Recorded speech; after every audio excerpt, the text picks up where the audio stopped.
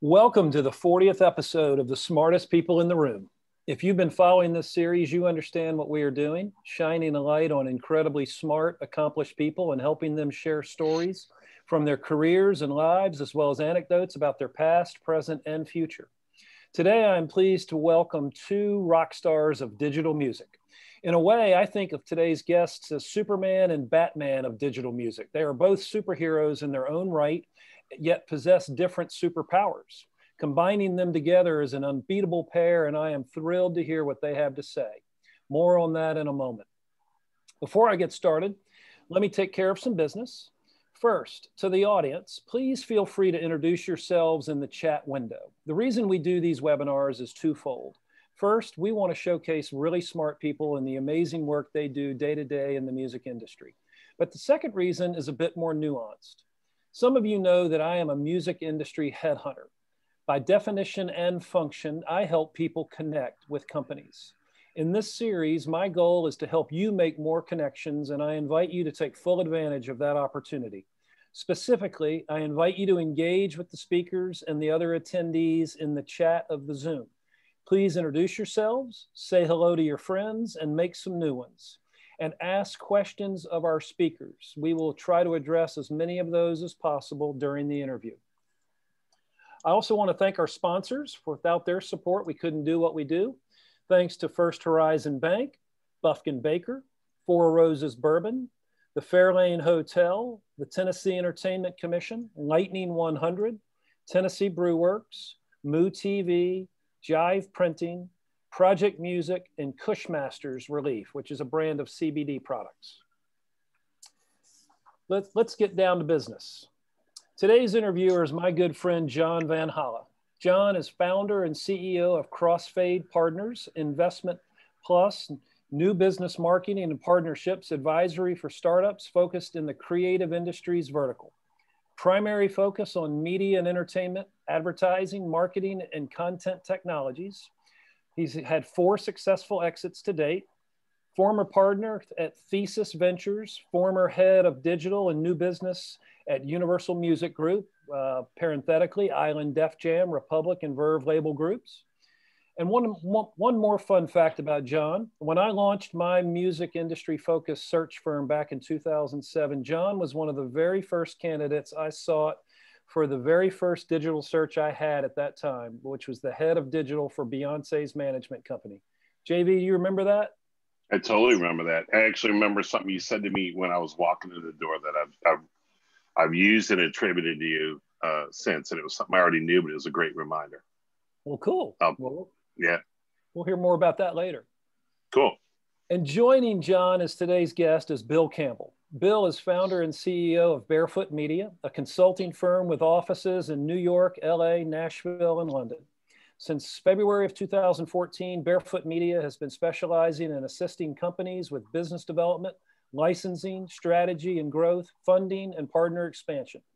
Barefoot represents clients across multiple industries, including music, social video, gaming, online fitness and health, film and television, data science, avatar creation, VR, fragrance and beauty, and food and beverage.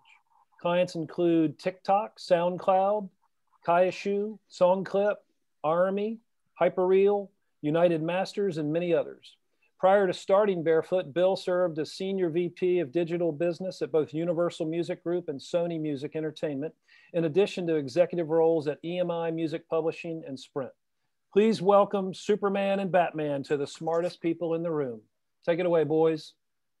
Thanks, Tom. Thanks for having us. And by the way, I'm not wearing any shoes, so barefoot appropriate. Right. Well, I'm not actually either, but I won't ask if you're wearing pants yet.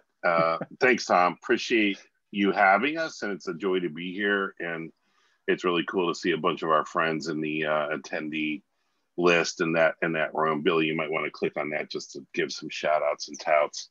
Bill, I'm going to tee it up as to how we're going to approach this quickly, and then we'll just kick it in, and then we'll be able to take some questions throughout the way, and certainly leave a little bit of room at the end for some questions.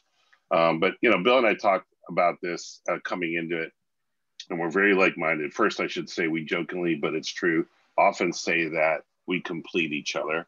He's got superpowers that I don't have for sure. I would argue he's the smartest guy in this room, and Tom. And then there's things I do that Bill does, and then we have a perfect, pretty cool Venn diagram. So he operates barefoot independently of my crossfade, but he's one of my partners and I'm one of his. And we do projects together. We sometimes pitch together, and we're almost always, talking multiple times a week and consulting with each other on how to do this, that, or the other. So today, our goal is to do a really quick background to give those that may not know us a little context of how and why we got where we are and how we think and why we think that way. But we'll keep that as tight as we can. Then we're going to dive into, the types of companies we work with, the areas of focus, the impact that we make. And really we want to put as much time as we can into what's going on today and where's it headed, what's in the future, and not really do a look back history lesson machine today. So with that, Billy, why don't you kick us off? How did you get started in this business? How did that lead up to what you're doing today? Give us a quick overview of Bill Campbell. It's a long and winding road, John. Like most of my friends and colleagues in the industry, music's played an incredible part in my life, an important part in my life, whether it's listening to amazing artists or writing and performing my own music, which I continue to do to this day. But I did start my career in the mailroom of a record company called SBK Records. Charles Koppelman, Marty Bandier, and Stephen Swid. Met some great executives who are still some of the top executives in the industry today. Moved over to a music publishing company called EMI and was in their copyright department. Put myself through law school and then jumped into Sony. And I remained at Sony in a variety of different roles for most of my career, starting out in the international division, doing anti-piracy work, moving into business and legal affairs. And then I discovered this insane bunch of technology futurists who were actually not allowed in the main building. They had to be quarantined across the street at 555. And they were basically throwing business models up against the wall to see what would stick. And that really excited me. In my mind, the equation was technology plus music equals the future of this business. And so that was the group that did the first Apple deal, the first YouTube deal, the first ringtone deal, the Comes With Music deal, and yes, Paul Sinclair, the first Ringle, which we don't talk about in public. But in my mind, that was the place for me, and I realized that my passions for technology and music were married at that point. I stayed there for 10 years until I joined Universal Music Group and met the great John Vanhala, and the rest is history. I think I remember our first meeting, but I'm going to do a couple quick touts. It is the COVID live stream interactive era. Live streaming works best when you do it, interact a little bit, and then I'll come back and give a quick overview. Somebody asked a killer question that I didn't expect. It's which one of us is Batman, Bill or John? Bill? I'm going to have to go with that. I am the Joker always. So neither. Dang, you stole my line, bro. I knew it. I knew you're going there. I would say neither of us are Superman. Neither of us have yet earned the wealth of a Bruce Wayne. We're still working for a living. So I couldn't say that we're Batman either. I would have gone Joker. And, with COVID, fortunately, I don't really look like the Penguin anymore. I've kind of shaved a few pounds off. But I would say neither of us are actual superheroes in spite of what Tom Truitt said. I'm going to give a little tout to Nate Dwyer, all the way from Seattle Theater Group, probably one of the most strategic brainiac HR people I've ever met. And I'm going to give a really good tip. He turned me on to this notion of positive deviance. If you've never heard of it, you should Google it. And if you need a link to it, I'll try to post it. It'll be something. I do my best to live up to positive deviance every day. And Nate called me a positive deviance. Didn't know what he was talking about. I had to Google it. Thank you, Nate. So my background, similar to Bill's. Go ahead, Billy. I was just going to say, talk about smartest people in the room. David Hughes is on the call right now. One of the people that I have learned a lot from. A lot of the people I was talking about in the Sony Music days are old friends and remain colleagues. But it's great to see them here. Yeah, tons of friends of ours in this, and we'll try to tout as much as we can. And please don't be offended if we don't get to you, because it's kind of hard to talk and chew gum and read that at the same time. My beginnings are similar to Bill. Like, I was actually truly focused out of high school to become a performing musician full-time, period. I kind of had I was an athlete and a musician, and I got a music scholarship that changed the school I was going to, and I went for music and jazz and other things. I liked all styles and played in bands of all styles, but tended to be jammy and improvisational. I learned a lot from that. And there's a reason I brought it up. And I ended up being the guy that would end up booking the gigs. So the first startup I was ever in really was the first band I ever co-founded. And you learn a lot from that, like the metaphors of Bill plays guitar and sings, and I played keyboards, and Michael Coffin played drums, or whomever.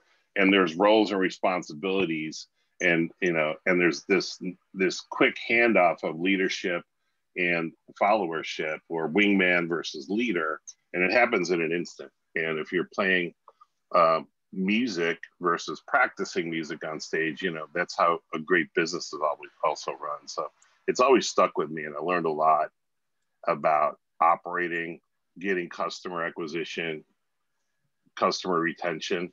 Acquisition is getting them on the dance floor. Retention is keeping them on the dance floor when you play the next track. Getting a new client, a club, all that stuff. We didn't use terms like that back then. But and I had this mixed career where I was a math nerd and a creative nerd. So I worked in Chicago Mercantile Exchange and financial futures. Tom, I don't even know if you knew that part. Worked for Illinois Bell Communications in a big corporate thing. I was trying to, I got some pressure from the parents and hey, do something that makes you money. I tried that, was decent at it, but I was like, I'm not going to do this anymore. I'm going to only do that which I was passionate about. Was a working musician, paying all my bills from that for 8 years. And then I started as an intern in the record biz. And, over a number of years within what became the Universal system, worked at, Verve Music Group, and then, into a live events business in between some stints, festivals and a festival network approach, and then back to Island Def Jam, and then all the East Coast label groups as digital head. So since then, I've been working almost exclusively with early to mid-stage startups, like Tom said, in the creative industries, broadly based, like content technologies, ad tech, marketing tech, stuff that impacts the music business. I still help, and I'm very involved in deal flow with the labels, with artist managers and artists. So I've never left the music business, and more, that's my home, that's my heart, and that's my DNA. So every day I'm closer to full-time music only. So there's that. Hopefully that was useful to somebody. Billy, why don't you tell me a little bit about the companies you're working with, the areas of focus, the impact you make, and we can both cover that off and give some context there. So what's going on? Absolutely. Yeah, absolutely. I mean, even though I'm a lawyer, I don't play one on TV anymore. I've always been a business development person at heart. And the companies that, Barefoot is consulting right now are in offering the advisory services too, are, a whole wide range of industries, whether that's streaming music companies, social video channels, online fitness and health and wellness, live music. I've got a great number of B2B aggregator partners that are really mopping up a lot of the companies that would love to get a license but don't have any ability or wherewithal or knowledge about how to do that. But working with companies in the virtual reality space and the fragrance and fashion space, and just recently in digital human creation, which has been a really exciting part of what I've been working on every day. But yeah, I mean, my focus, John, is really is always traditionally been licensing, and that's still at the core of what I do. And then navigating, the maze of rights owners and securing these global framework agreements around the world, which is, it's complex. And if you don't really have an understanding of the rights grants, as well as who owns what and how to approach them in the right way, it's a daunting task. But I like to think of Barefoot as a true partner to a lot of the clients that I work with, offering them sage advice, kind of rolling up my sleeves, getting involved with the C-level suite. And really looking at more than just licensing, financial modeling, fundraising, M&A activity, supply chain gap analysis, tweaking business models, looking at different ways to even look at the functionality. Because I mean, I spent a fair amount of my career looking at, with you, John, a lot of these companies coming in the door, saw a lot of them fail, saw a lot of business models that were right, but not the right partner or the right timing. I mean, really, a lot of it has to do with timing. So I think that advice has been sort of the way that I try to give value back to the clients that I work with. But, it's also about valuing content. And because I'm an artist, because I come from the music industry, and I know how technology can be, and I know how product-driven technology companies can think about content. But I want to make sure that these companies are reporting correctly, have the right ingested, content with the right metadata attached to it, make sure that they've got the right licenses in place. And that's kind of what my focus is, to make sure that the crown jewels that are being created by the industry are actually protected, monetized, and valued by not only consumer, but by the partners that we're working with. So I make it very clear that that's what I'm going to be doing with them. I certainly pull you in on the licensing front, but I know very well that that's not the limit of your superpowers, running with the whole superhero theme that Tom set up. But I know very well, like where we have a Venn diagram is more on the strategy piece and a sort of partial C-suite for hire when we collaborate. But you and I, so which it's important to know, when Bill and I first met, we were vetting as many as, I remember some weeks where it might be even 15, 20 startups a week, because part of what our gig was to be tasked to finding new revenue streams. And it was either new revenue, new ways to activate audience and grow audience, or new ways to capture data around audiences and or commercials. And by the way, usually number 2 and number 3 led back to number 1, because it's really about that. So we were already in the mode of working with and curating and either investing. We didn't really participate in universal investing because they weren't really doing it then. And frankly, I don't think they're doing much of it now. But it's like the artists investing their time, sweat equity, and getting equity as part of that. We did a couple you're reading my mind. Like the resources, even if it was a freemium offering, the teams, and this is so important for startup founders and others to know, no matter what stage they're at, it's like, even if you're offering a free product, there's an investment of time, resources, and vetting to get there. And certainly if you're in a SaaS business, blah, blah, blah. So we were in that mindset, and that led to, so much of what we do today and being on the other side of the table. You want me to give a little bit of overview similarly? I'm not going to make this panel about Crossfade Partners, but after Universal, I joined what I'd call a venture studio, early stage VC. We were definitely not Andreessen Horowitz. We had a small, like $7 million fund. All the partners kicked in money, and then we got some limited partners. And the notion, I still love this notion, but I'm covering this off for a reason, because we made a bunch of mistakes. Maybe learned the most from the mistakes than the successes.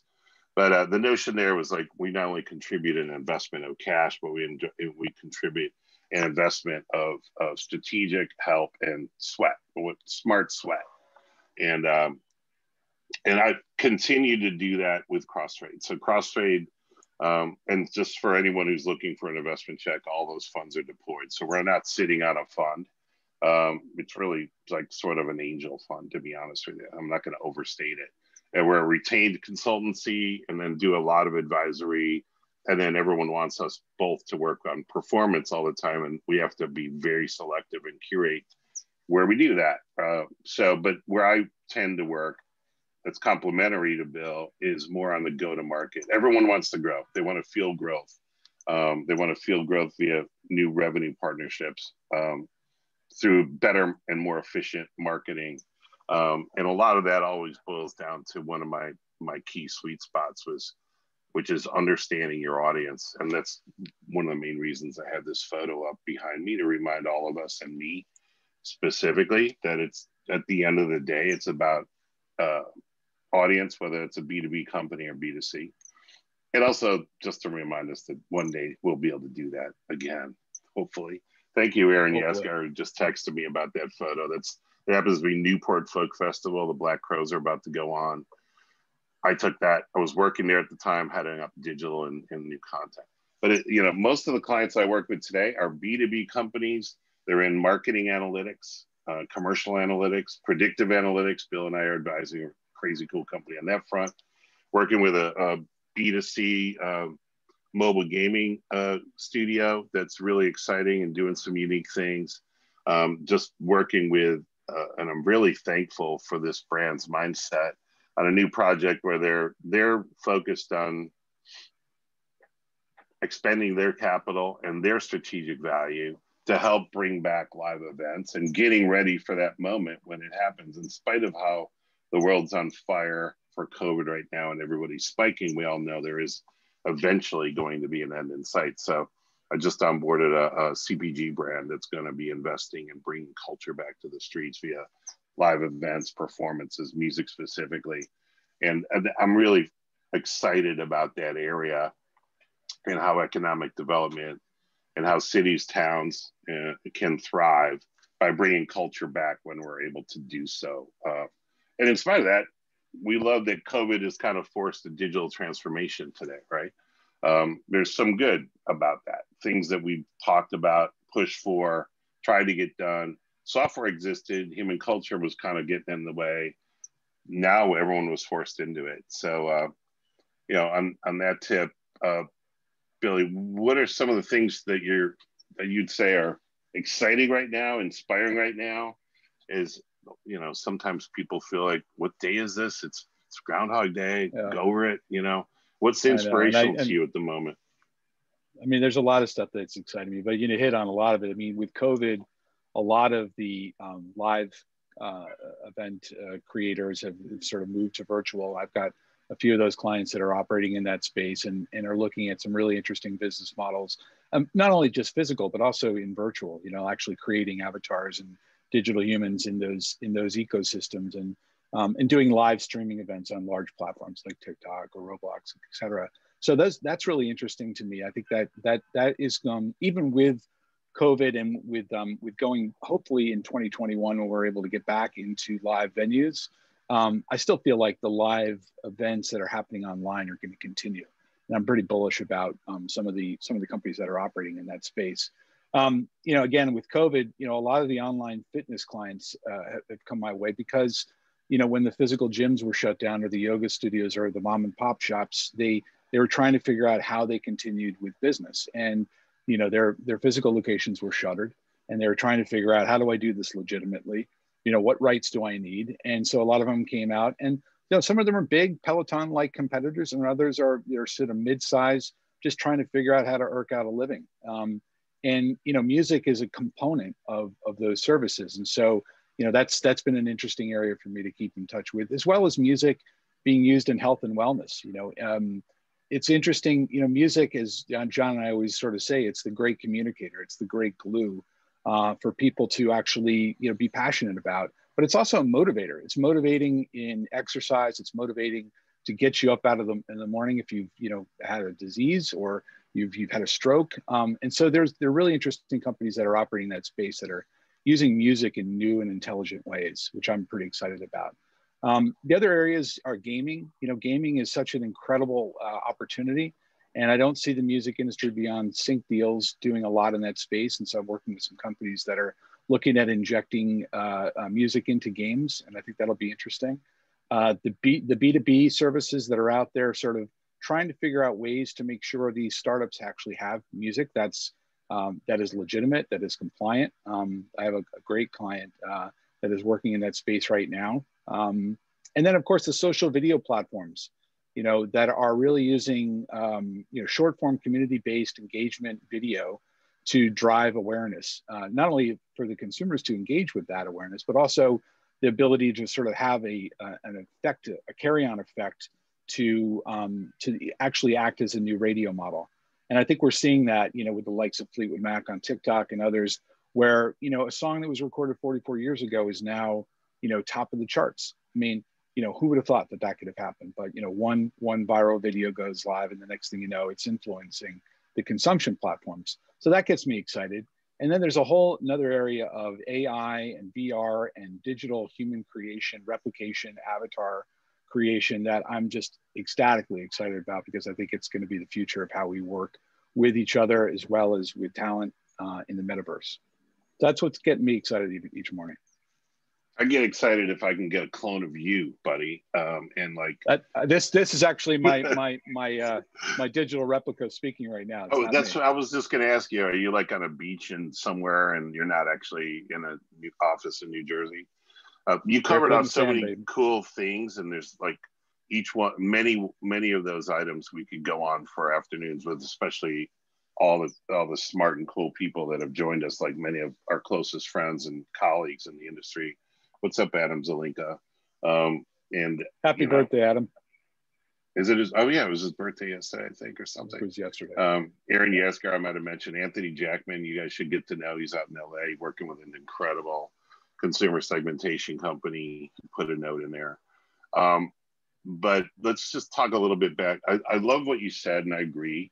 I want you to throw in a little bit more detail on it. Like, yeah, we're forced into virtual events with COVID, but how do you, no one has a crystal ball, but how do you think about post-COVID, everything's opened up again, and now we're all hanging and gathering. I can list off a bunch of reasons why I agree with you, but talk to me a little bit why you think virtual events, virtual streams, interactive stream, which is a little different than a one-to-many broadcast. Just talk to us a little bit about that. And then some of the real business issues from the licensing perspective of getting those things to come to fruition. Well, even with the vaccine with COVID and us getting sort of a handle on, making sure that people are inoculated and that we feel comfortable gathering in large groups again, I still feel like the one great thing about what has sort of been made aware to everybody by having COVID, if there's any silver lining in COVID, is that, interacting online is actually quite productive. And it's actually a great way for you to immerse yourself in experiences, and whether that's virtual experiences or live concerts or whatever it might be, it's a great way that I think will continue. I don't think it's going to. It may drop off. You may not see the same spikes that you've seen, but the rights grants in those type of events are actually quite complex, especially if you want to do them from a global standpoint. And as you acquire those rights, and then you have to think about how do I geo-fence off the territories that I don't have the rights in. That gets even more complicated. As you know, the publishing industry is a fragmented industry. There's multiple different rights that are granted, and each one of the publishers may have its own affiliate that they deal with. So you have to really patch together 60, 70 of these entities in order to actually get the rights in place. So it becomes a very complex way of going about it. And of course, a lot of these businesses are struggling now.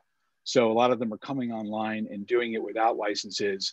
And the labels and publishers are obviously reacting to that, but I think they're also sympathetic to the fact that these are businesses that were thriving on the offline world, and they're trying to bring themselves quickly into the online world. And so I think that's where we can be helpful to those services. I'm going to throw a tactical, hopefully softball at you. I think it is, and like I'm putting up an event, I'm charging ticketing for it. It's virtual, whatever platform I'm using, and I booked a bunch of bands or one band, or it's you, and you decide to do a bunch of covers. Like, who's responsible? Because that's like somebody at a nonprofit, a cultural nonprofit in San Francisco brought this up with me yesterday, and they were like, holy shit. Like, and then on the other hand, they were like, well, maybe it's a great thing where bands have to not do covers. I'm like, well, there's another alternative. You properly deal with the license so that people get paid properly. But how do they do that? And and it's not a quick, simple answer, but what are the right places to point them and look for the answer?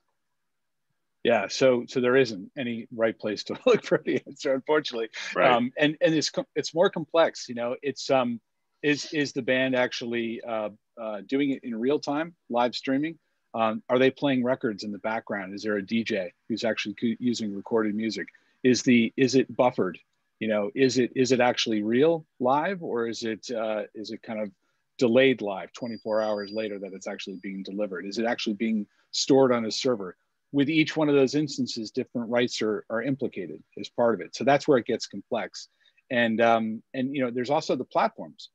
Certain platforms are actually under litigation by some of the labels right now, and so are not necessarily the right platforms to use. But how would you know that? How would you know that there's actually a lawsuit in place right now?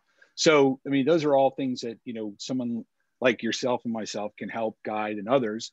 There are lots of experts in this field that can help kind of guide these services to get the right answers to those questions. But there isn't one-stop shop for all of that right now. Yeah. It's really important if anybody's on here and trying to figure it out. I think most of the people in this audience, probably Tom, are pretty savvy to these things, but it really was interesting. So the other reasons just from a mercenary, either capitalist perspective or a mercenary philanthropist perspective, virtual events are cheaper to produce. You know, even though sponsors usually provide the stuff in the goodie bag, all that stuff, the rental of the catering hall, the food service, obviously, as a former waiter 84 million years ago, I'm empathetic for anyone who's not working. So, but that ecosystem, you know, costs money. A friend yesterday was telling me about a big event they held that was intended to be a live event. It was for a cause mission-driven organization. It's a nonprofit. They had a very big name band. I'm not going to say who. And it all had to be forced online, of course. They generated $1.3 million for the organization, which was considered a substantial win. And that's gross. And what they netted was $1.25 million. It only cost them about $45,000, $50,000 to put up the event. Now, the band donated their time, which is unusual and really cool. They didn't have all the other added costs, though, and they actually saved and made so much more money that they're like, we don't know that we'll ever do a physical event again. And, you know, I mentioned Nate Dwyer earlier. Him and I met through Museum Pop Culture. They have an annual Founders Award ceremony and dinner, and it's a big charity auction. Of course, they have to go virtual. So there's the nonprofit, cultural nonprofit, PAC. It's important because they book a lot of bands that are business entities unto themselves. They hire a lot of people, but also in the commercial space. I mean, I think the efficiencies are going to keep this around. I think the notion of making it easier for, if I'm a mid-level or a small venue or a mid-level to smaller artist, I don't have a huge team. I think one of the opportunities, even though it's a cluttered space, is someone packing the tech stack together, the rights stack and business development stack together, and trying to make a bundle of like, sign up for this, do this, and we'll indemnify you because you're paying us the right fee to do so. Like, I know a variety of technologists working on that, but they need a brain like Bill Campbell or some of the others that are in this call to help them think through the right side of it. Like, you might forget that if you cover a Bob Dylan track and you have music playing in the background during intermission, or while, you know, people are eating their chicken or their salmon at home, you know, you got to cover that off. And it's, I can't help but say it, but it annoys me when the press talks about that as being onerous. I believe the creator should have the power of choice. That's why rights exist. That's why copyrights exist. And that's why royalties exist, because these things have value. Music has value. I don't need to say that to this audience. So John, let me ask you a question. So that's a good segue in terms of, you know, I know that you focus a lot on technology and how it influences creators and rights holders. So like understanding the audience and how to market to them and how to grow that audience. What are some great technologies that you're uncovering today that can help that process? Yeah, well, I'll pan out for that for one sec, because I am truly excited about that. And I know a bunch of the people on this that have joined us are also deeply into this. You hear a lot of people talk about data, and I would argue that getting more data is really, you want more is more, but data isn't the end goal. So, and those that know me hear me say these 4 words in a row: data, insight, strategy, and then activation or execution or tactics. So, you know, hopefully you're aware by now, and if you're not, you should be, that properly capturing, at least knowing how to access, even if it's through a third party, the data that's being spawned by the events that you're engaging in is critical. But unless you're like just a data nerd only, you want more data for insight, and you want better insight to build a strategy. And then you want to be able to take that to market and generate some new uplift, positive outcome for your business, for your career, etc. I'm super excited about that in the music space, because this isn't a new statement, but it's been lagging drastically. The bigger budgeted, like CPG, automotive, beverage companies that have been investing in these tools for years and decades even. And even since this call, Zoom started, tool sets have been advanced, they're better, they're less expensive, they're easier to get started with, and they're providing more optimal benefit. And that's a very broad statement, but I believe it. So if you think about where the puck's going to be, in the music industry, even at the major label level, at least today, they're self-aware that they're not up to speed, and they're taking some steps to improve that. I would argue it's too slow, and that CPG, beverage, big packaged goods, direct-to-consumer companies, and other are so far ahead of major labels. You and I advise a company together that's in predictive analytics and data science and decision science.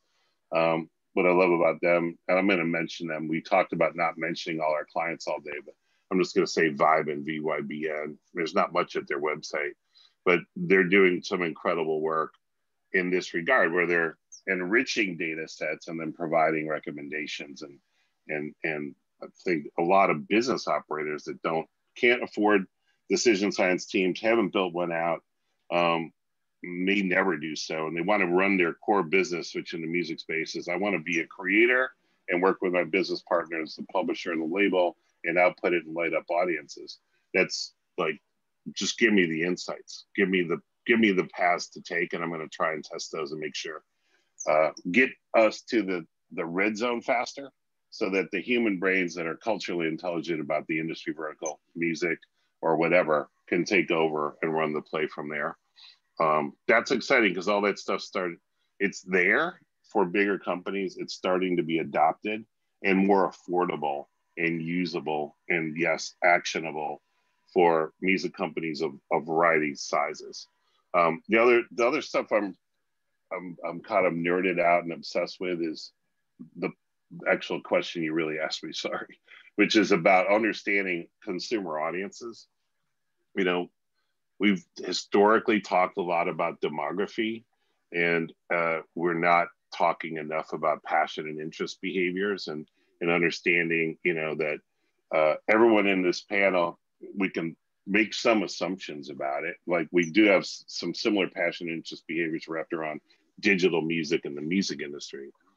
But if I'm just looking at demography tranches, this number to that number age group, 60% male versus female, and that's all you see, you're not really marketing properly. And there's tons of tools out there to help people, from very expensive, the big three analytics and insights companies, to others. And Anthony Jackman came on board. He's working with a really cool company called Video that I've helped in the past. And to be transparent, I'm on their cap table. So understanding audiences, their passion and interest behaviors, where they live their lives online, all that, a lot of these technologies have existed, but they're becoming more and more usable, more and more interpretable, more and more affordable, and more getting to the point where business operators, marketers don't have to get so much into the data weeds. They just need to see more actionable. I kind of really hate saying actionable insights, because it's overused and over buzzy at this point. So maybe somebody can help me with a new buzz phrase. We could start one today. But I got to call out the music industry. We're so late to this game, but it's not too late. It took us a very long time to invest in understanding audiences. If you don't mind, I'm going to stay on the soapbox for one more second, and feel free to interrupt me. But music's gotta roll, Johnny. Keep going, baby. Music's a B2B to C business, and historically, label marketers have not really been great consumer marketers. And I'm talking to myself and many of my friends when I say that. We're marketing to the business channels we deal with. That could be the retailer or DSP, right? To Spotify, to Apple, in the old days, to Tower, to Borders, to whatever. To Walmart still, to Target, whatever. We market to that channel. We market to the press outlets that we want to get them to cover my new hip hop artist. We want that to blow up. And that's a B2B marketing engagement and effort. But we've historically, as an industry, not been very good about understanding these audiences with depth, and understanding, again, like interest behavioral patterns. So there's some folks in this attendee list that are true experts in this. I'm teeing you guys up if you want to post anything about your company or your consultancy. Some of you are my absolute go-to people on certain of these topics. It's an area I'm obsessed with because I was marketing and selling stuff. And if I didn't have that data and that understanding, it was harder to convert the big brand partner or the big tech partner to work with my artists. So I'm like, okay, I see where I'm getting blocked. Let me go try to fix this and solve it. And I'm proud to say I was part of a variety of people. I'd say the 10%ers of us at that time that were cognizant of this, trying to solve it, trying to bring insights, analytics, and predictions into label models. And one of my go-to phrases is there's nothing online in the digital space that drives more attention and engagement besides cat videos than music, and possibly pornography. So, I mean, the luxury of working in the music space is we're driving all this passion and interest behavior, and we're really just now catching up to other industry verticals. And I think that's super, super inspiring and exciting. It's going to lead to way more efficient marketing. It's going to be more efficient to spend dollars and get results. It's going to be more efficient to identify talent. It's going to be more efficient to get sync licenses done properly with a big CPG brand. Because instead of just saying, yeah, my artist is hot and they're cool and they're my priority, I can actually say their audiences align with your consumer segments like such and such. Like, who doesn't want that? These are selling tools. They're means to an end, and it leads to potential portions of the things I'm saying to become more and more automated to the extent that humans can actually do what they do really well, which is establish great relationships, be creative when things get stuck. And that to me is exciting. I'm going to land this with one thing, pass the mic, right? It's kind of contextually important. I did this about 7-8 months ago, so this isn't contemporary data in my brain. But I was like, the entire music industry, including live events pre-COVID, was then, I'm making up, like say 55, I'll round up even maybe as an ex-sales guy, to $60 billion, right? A little under 60 bill. And then I said, how does that compare to the CPG industry? Not even pharma, not even automotive, not even beverages and other places. And the number 6 biggest CPG company is bigger. That one company is bigger than the entire music space. All types of revenue in the music space. So the perspective on that is like, where a huge opportunity for music really is what's the new form of brand partnership? And it's, to me, it's understanding your audiences and understanding the data that you spawn and understanding that value exchange that can come with those that are trying to do that. I can't establish great emotional bond with Downy fabric softener, probably, beyond a certain audience. But we all know this. Music helps a brand marketer establish a connection to a particular audience and deepen that connection. And the whole point of marketing is probably to get that audience to then take an action, and we can track that, measure it, and give value to that audience along that way. So all these systems are starting to work together, talk together. They're less expensive and they're outputting better value. And that's where I get super juiced up, and hopefully you notice that. I'll stop. Mike, back to you. Thank you, sir. Well, I think that was really well said, and I think that you come at it from a different perspective than I do, and we're both looking at it as how do we increase marketing awareness, revenue for the industry, for the artists, but also how do the companies that we're working with help facilitate that. And I think when I start looking at the different companies that I work with, the first thing I ask them or ask myself is, are they a company I actually want to work with, right? And are they a good player? Are they doing the right thing? Are they protecting the content? Are they valuing music? And I think it's a core component of as an advisor to services to understand, their technology has always been sort of this love-hate with the industry. And we've seen it, John. We were there at the beginning when MP3s and peer-to-peer were there. And, we saw where things were going. And I was glad enough to have jumped in and been part of that wave to move to the next level, where you're embracing technology and you're losing the fear, and you're actually using that to help bolster an industry, convincing the powers that be that Spotify is not going to kill the industry. And then, jury's still out in terms of like how artists are actually getting paid on that every single stream. But what I'm very focused on now, as the DSPs mature and that sort of conditional on-demand subscription-based services mature around the world, and we see it in emerging territories, I worry about COVID having a downward impact on the ability to pay subscription fees. And so that's across the board for content. That includes music, that includes Hulu and Disney Plus and everything else. If you can't afford to pay for your food on the table, it's a good chance you're probably not going to spend $10 a month on Spotify. So I worry about that, but I do also feel like the industry is righted itself. So the question is then, what do you focus on? You focus on the areas that you're focused on, John, but also I think in terms of those incremental revenue streams, the new verticals, whether it's fitness, whether it's gaming, whether it's social video, how do you actually use those platforms to not only amplify and create more consumption on the DSP platforms, but how is there more money there for the industry and therefore the artist to receive? Because at the end of the day, I always think of the artists, and John, you back me up on this, but artists are small business owners at the end of the day, right? And they have a certain amount of tools that they actually have at their disposal. Most of them are creative and not business-minded people, right? So they need help and they need outlets and they need to be able to create awareness for themselves.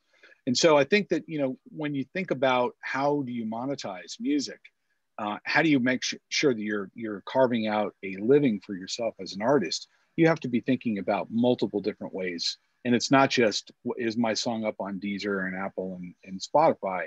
Is it in the next, Peloton? Is it up and running on TikTok or Triller or Byte or, does SongClip have it? Are my artists now digitized and can they be deployed in some of the brands that you're working with? These are the ways that I think artists need to be thinking about new ways that they can engage with their audience. Now that the third stool of that, of the stool has been taken away from the third leg of that stool, which is live touring, and merchandise is part of the other end of the stool. When you start taking those things away, how do you actually make a living? I have friends who are artists that are struggling, and they're making money doing guitar lessons or, piano lessons online. That's really sad to me. I want artists to thrive and survive. And so that's part of the ethos that sort of drives me and gets me up and engaged every day, is how do I make sure that these artists are protected, because it's too valuable a commodity to have it go away. So I love that. And it's one of the reasons you and I are friends and colleagues, is because we bonded nearly instantly in the first time we met about the fact that we wake, this is the corny startup-y way to say it. What wakes you up every morning, what keeps you up at night? What keeps you up at night is the risks and the anxieties and the challenges. And what wakes you up every day in this space is, artists and fans first. And if you take care of that, and I try to simplify that.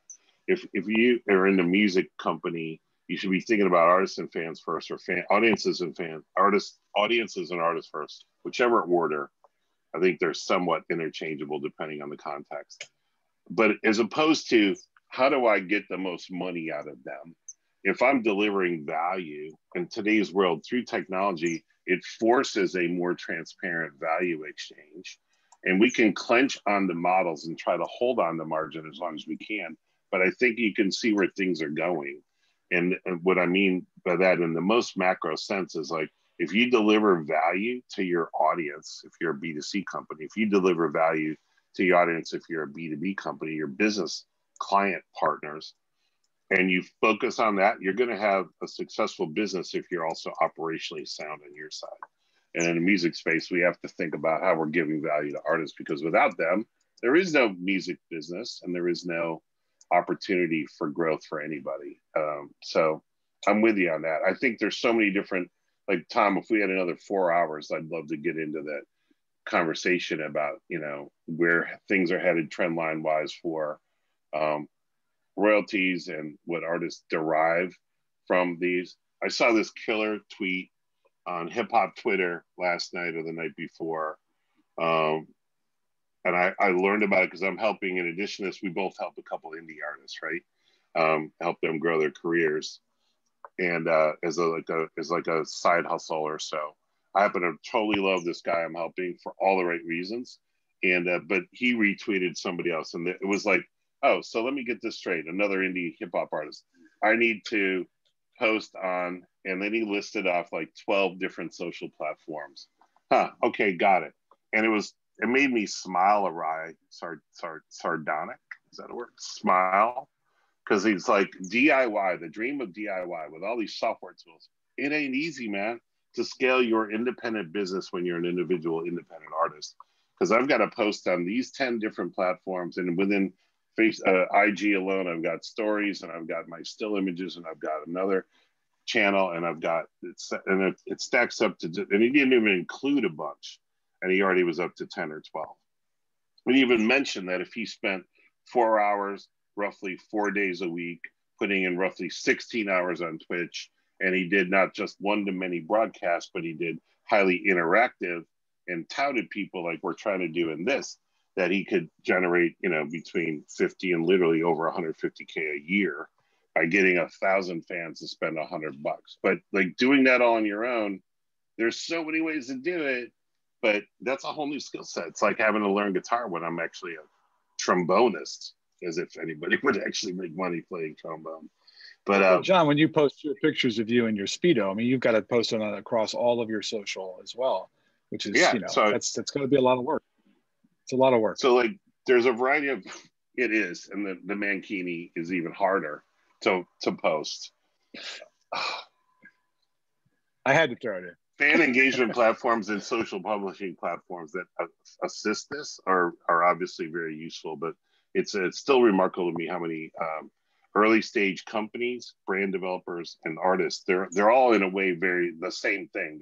They're one person founded startups that could be an artist, that could be a software engineer, or they've got a co-founder that could be a duet or an early stage start, right?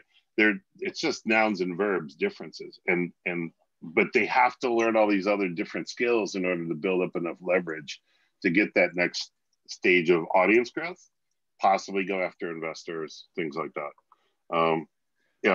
So John, we don't have a whole lot of time left here, so we've got to think about Q&A. Tom, have you been looking at there's been a couple of interesting questions. I see one I wanted to throw at, if you don't mind, Billy, jump in on that. Yeah. I've been kind of keeping a quarter of an eyeball open. I see Rome Thomas. What's up, Rome? We haven't talked to him forever. But he's asking about stuff that you and I used to work on, actually. So it's not a new idea, but it's still a really interesting, relevant one. And we could just maybe spend a few seconds on this. But thinking about connected physical goods, and he's talking specifically about garments. Remember we used to have hang tags that you could then scan a number or a barcode or a 2D barcode and try to sell that to Hot Topic. And then you would get this, that, or the other. He's asking, what about connected merch, garment innovation, standpoint of sustainability and also revenue generation. I'm totally paraphrasing and butchering what you wrote, Rome, but clothing as a service, that's a cool phrase. So what do you think about that, especially in this world, though, where it's a consumption subscription-based economy, right? It's not like the tracks are scarce. And maybe that's the answer. Does it have to be scarce for clothing as a service to work? Is that question directed at me? Clothing as a service? Yeah, sorry. Well, I might not be the best expert on that, but what I do see in the world of clothing and fashion is that it's going to be going virtual at some point, and that virtual commerce and the ability to purchase something both for your digital replica of yourself as well as get that physically delivered to you is going to be, I think, an interesting concept. But the whole idea of taking physical goods and driving you into the digital world, I think back to what we used to do, at Best Buy and others. I don't know. I don't know if that's interesting to individuals these days. Yeah, my quick take on Rome's question is, and this is not thoughtful, so I reserve the right to be smarter some other day. But it's a real game changer that we can access almost all content all the time, anytime, from any device. So that, to me, my instant quick thought is, if I'm going to try to get into the business of connected garments, meaning I get music, assuming that we're talking about the music space, with a garment or with a physical good purchase, then I think there's got to be some uniqueness.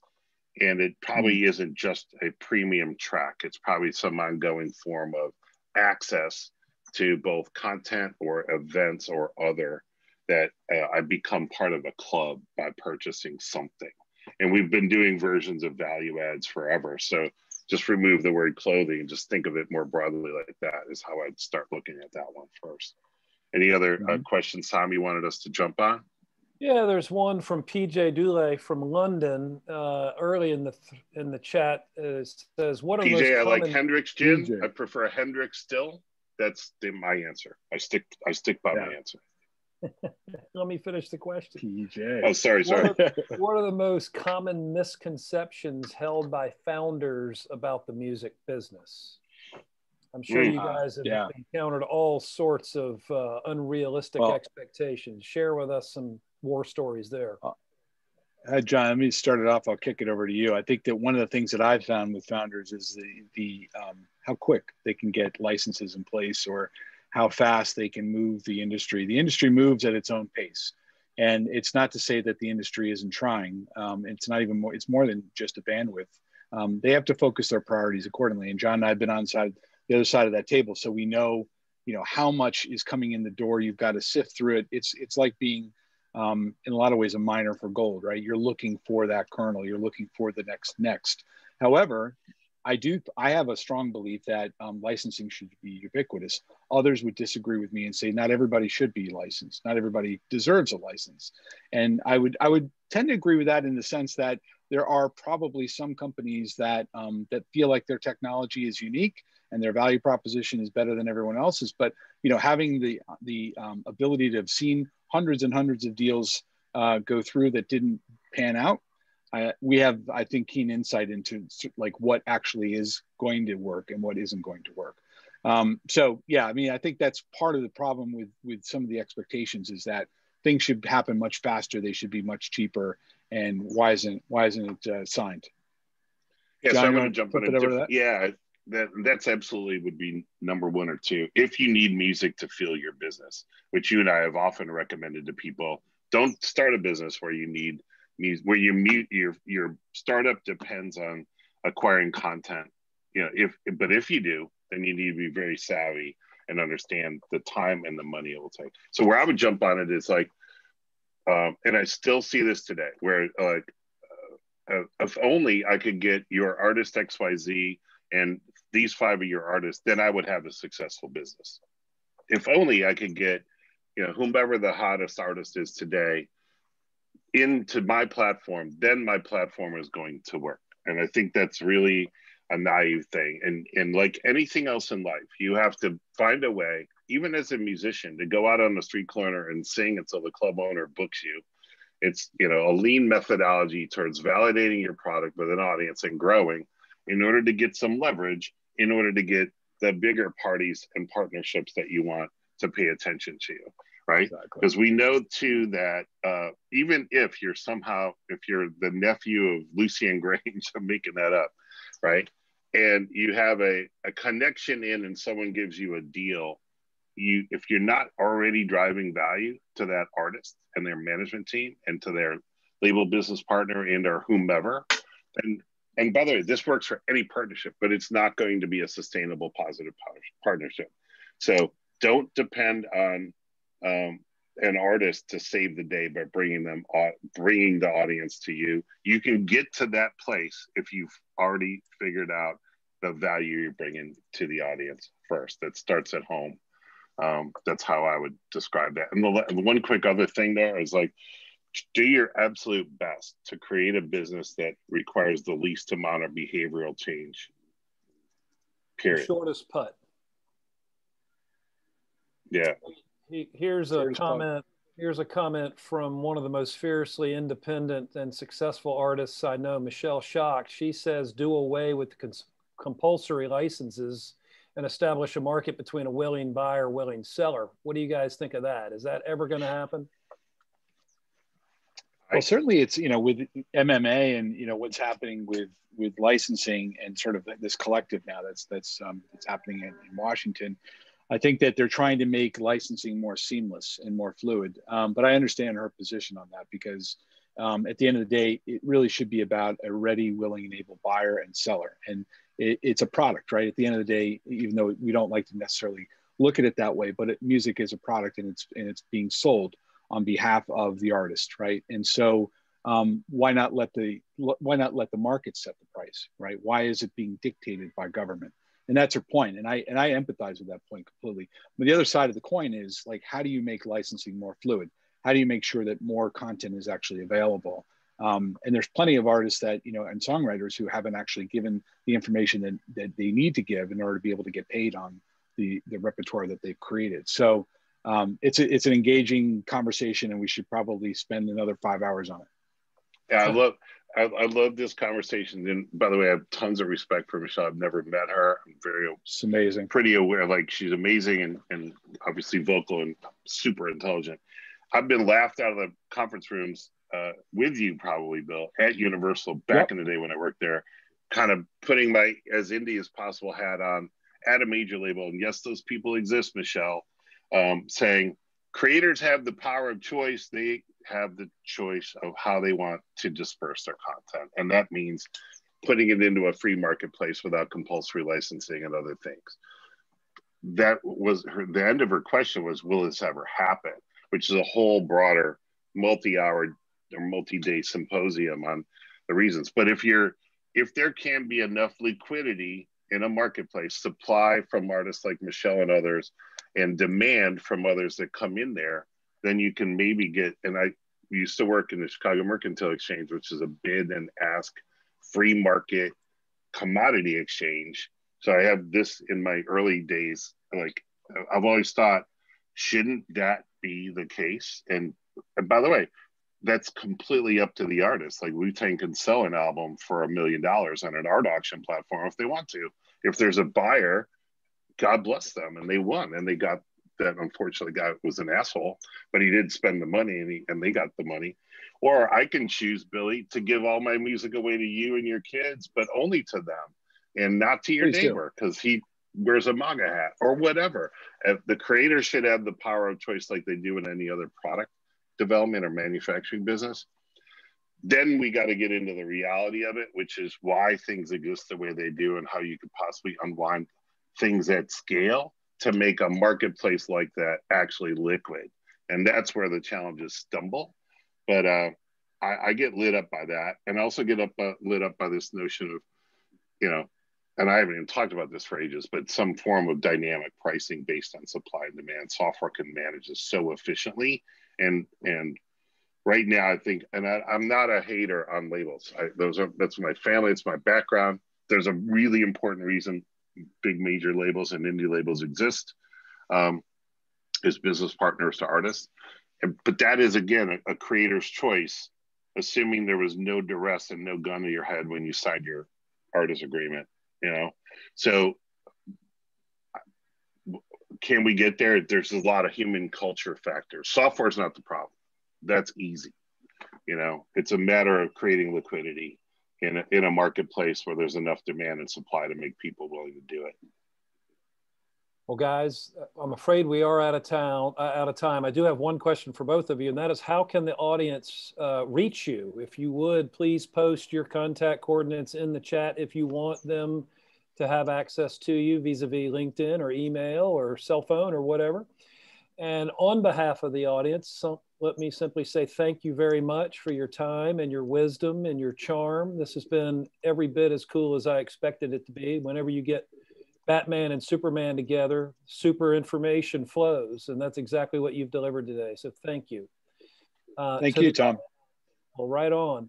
To the audience, thank you for attending. Thank you for continuing to be nice to everyone and wearing a mask. We are going to hopefully mask up, baby, in public soon and at a show. And Bill, by the way, there's been some demand in the chat for you to perform music. So maybe we can have you two back for a future date and you can bring your axe and give them a thrill. Only if Michelle doesn't attend, because I think that would be embarrassing. Great stuff. And everybody stay safe, most importantly. Right Yeah, on. stay safe, mask up, save lives, save jobs. Let's get back to live events. Happy Thanksgiving. Happy Thanksgiving, Thanks, everybody. everybody. Thanks, Tom. Thanks, everyone. See you, Billy. See you, JV.